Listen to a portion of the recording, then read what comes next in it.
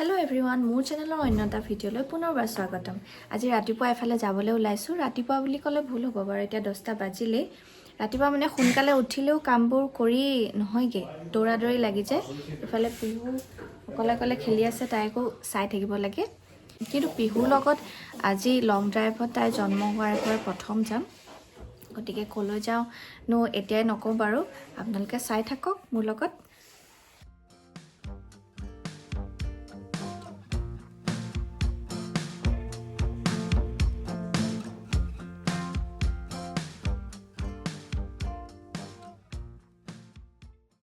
আৰু এয়া আমাৰ শাকনি বাৰী খেতিত লাগি আছে ৰাতিপুৱা।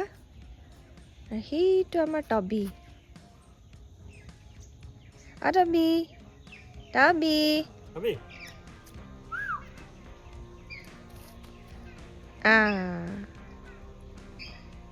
তাৰপিছত এইখন আমাৰ ফুলনি সৰুকৈ, এতিয়া বাৰু ফুল ফুলি থকা নাই।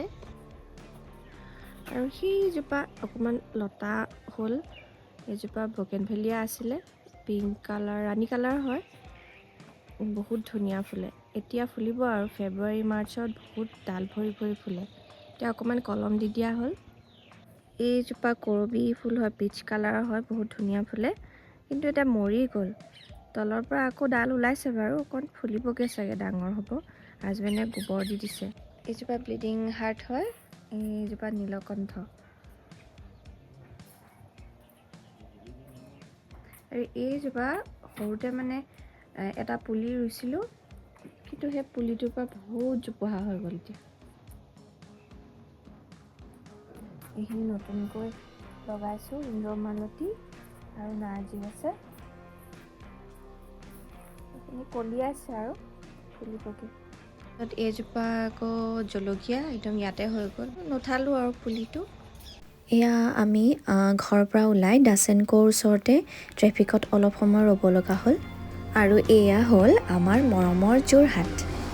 আমি এটি ৰোডেদি আচলতে যাব লাগিব।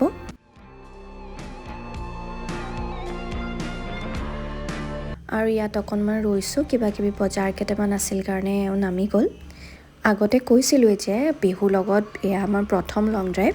ভাবিছিলোঁ যে তাই একো অসুবিধা নাপালেই হ'ল আৰু বুলি, কিন্তু মাজতে অকণমান গা বেয়া হৈছিল তাইৰ, সেইকাৰণে আমি ৰাস্তাতে ৰৈও দিব লগা হৈছিল, কিন্তু পটককৈ ভালো হৈ গ'ল। আচলতে ইহঁতক এনেকৈ ক'ৰবাত উলিয়াই নিলে 2 ঘণ্টামান আগেই ওলাই যাব লাগে।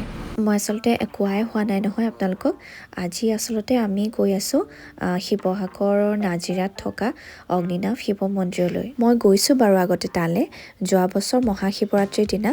সেইদিনা আমাৰ ৰাতিপুৱা 3 বাজি গৈছিল, সম্পূৰ্ণ মহাযজ্ঞ শেষ কৰিহে আহিছিলোঁ। এইফালে ৰাস্তা আৰু এনেকুৱাই, সদায় অভাৰব্ৰিজৰ কাম আৰু ৰাস্তাৰ কাম চলিয়ে থাকে।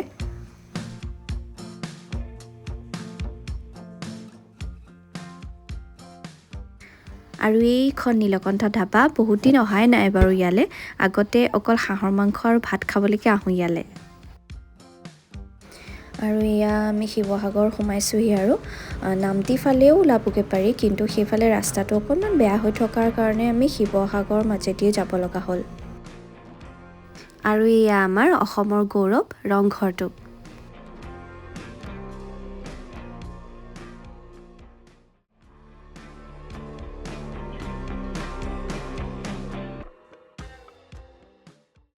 আৰু এয়া আহি আমি পালোহি বাবাৰ ওচৰত, মানে অগ্নিনাভ শিৱ মন্দিৰত। আমাক আগবঢ়াই নিবলৈ এওঁৰ মাহীয়েকৰ ল'ৰাজনো আহিছিল। মাহীৰ ল'ৰাজন চাকৰি সূত্ৰে নাজিৰা ONGC কলনীত থাকে।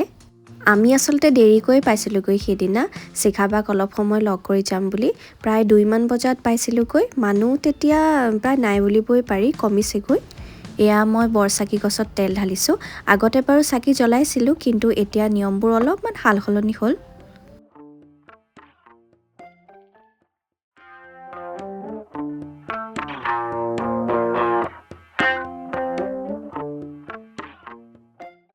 আৰু এই ফালেদি গ'লে শিখাবাক লগ কৰিব পাৰি।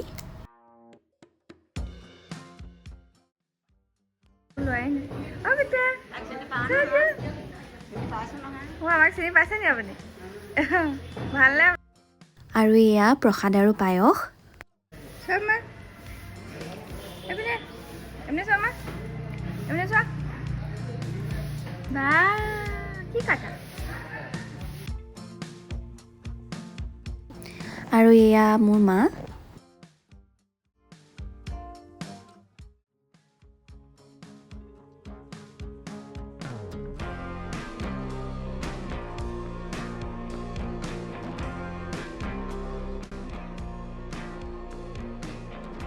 মন্দিৰৰ পৰা আহি আমি নাজিৰা ONGC কলনীত থাকে বুলি কৈছিলোঁ যে আমাৰ মাহীৰ ল'ৰাজন, তাতে তেওঁলোকে আমাৰ বাবে দুপৰীয়াৰ ভাত সাজ ৰান্ধি থৈছিল।